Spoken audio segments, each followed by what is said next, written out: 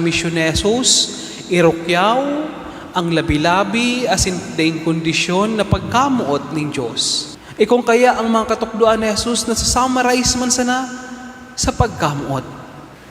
Garukyaw siya, nangadal siya, gusto niya na makahiras kita sa pagkaminuotan ng Ama asin ng Aki asin ng Espiritu Santo.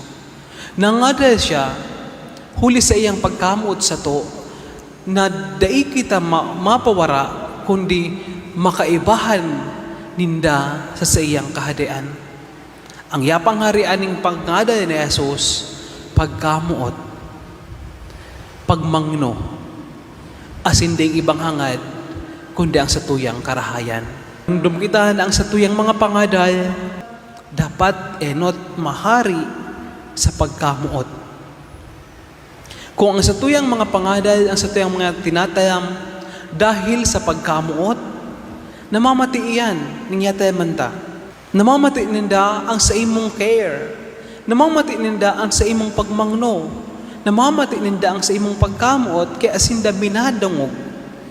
Alagad, kung gatayam ka, minahari sa uyam, malamang sa malamang ang response kaan pagkauyaman. Nangadaya ka, tangyaharian pagkauyam na iyo ang nangyayari kada kaya na beses. Kaya ang mga kalwa sa kimuta, mga tatayamo ng pagkauyam, di man yan magsimbag, igwaya ng resentment, igwaya ng kuyog sa indang puso. Di man yan kadangog, baad nga ni sumud-sumud pa sa iyang isip, sa iyang puso. Pag nagahari sa pangsadiling interest, ang satuyang pangadal, daining otoridad. Nangadaya ka, paano naapiktaran ka, paano nakulugan ka, dai na fulfill yung standard mo, yung values mo, kontra sa kamauutan mo, dai madangog sa imo.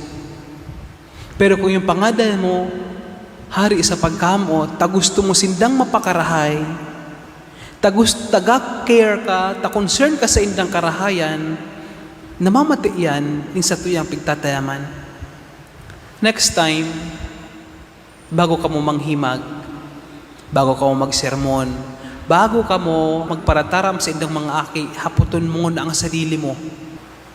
Hari daw ini sa pagkamuot, ga-care ako, concern ako, o hari sa pagkauyam, nakuyugan ako, na-disrespect ako, kontra sa values and beliefs ko, ang yagilibo ka ini.